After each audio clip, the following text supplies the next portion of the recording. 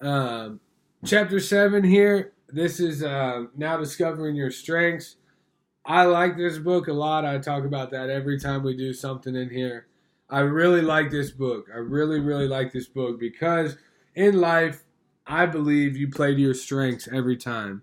If I suck at reading, I'm not gonna go teach people how to read. But if I'm really good at speaking or I'm really good at, connecting with the next person, I'm gonna go teach people how to do that. And I'm gonna play my whole life to my strengths, right? I don't, we talked about that. I believe it was in this class or in my leadership book where if you're a leader, you're going to play to your strengths. Why would you ever, or if you're not a leader, if you're just, a normal person, you're always going to play to your strengths. Doesn't mean we don't know our weaknesses. Doesn't mean we don't try to improve our weaknesses. But at the end of the day, we're going to try to play to our strengths every single time. Um, so building strength based organization kind of dives in who is leading the strengths revolution at work.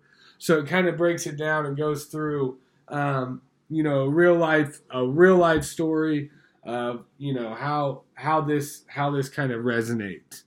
Um, so let me see here. I had a couple notes written on the sides. Um, so then we go with when we're talking about building a strengths based organization, there's a guide for this, right? Just like everything in this, this is what I think so unique about these books and these chapters is we talk about a big subject, right? And then we kind of break it down and we look at, okay, here's the strategy. If you decide that you want to do this, here's the strategy it takes to get there. Here's what you have to do, and here's people who have done it that have been successful and not successful. Because that's what I want to see, right? I don't want to hear this works or this works. No, this person did this and this worked for this person and this is why. And hear it from this person. Um, so the strengths-based selection system, the strengths-based performance management system, the strengths-based career development system, which I really like career development. I think the whole reason that you get into work is to be very successful and you get in and you get your foot in the door and you work your butt off so that you can have nice things. But at the end of the day, not every single person, no matter how hard they work, can be the CEO or the CFO or the COO or whatever it is. It's just not always set up that way. But there is a certain place and system where we can look at these guidelines and go, okay, for instance, like something like a key role. So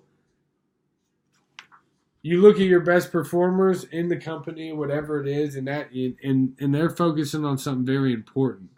Um, you can begin with something like a focus group or, you know,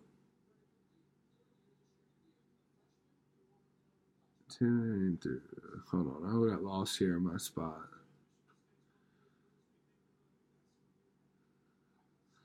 Okay, so this was my next point with the talent language and things like that. So you want to teach your employees talent language. You want to fill your whatever colleagues, whatever you want to call them, you want to fill them with stuff that empowers them to be very successful from an analytical standpoint. But we also, I thought it was unique how this chapter touched on discipline and how important discipline is and what that means and da da da da da. Um, so then we kind of got into these. The book asks us these questions. I think it's important to read these questions in these videos because I'll remember. Do you take a logical and systematic approach to problem solving? So that's an analytical approach. Um, are you perfectionist who strives for timely completion of your projects? That's discipline, right? So it goes through, it gives these examples, and it really takes it and says, look, this is what kind of person this is. This is why X, Y, Z. So then, your chapter kind of ends again asking us questions, which I like. Things like how are we investing our targeting or how are we investing our training budget in our most talented people? How do we know? How do we pick those things? These are all things that companies have to do each and every day to try to figure out how we can be the most successful with the right people. Because every successful company I know it isn't just an unbelievable business. It's unbelievable people working for a cause to have something excellent. So that was my chapter 7, now discovering your strengths. Thank you.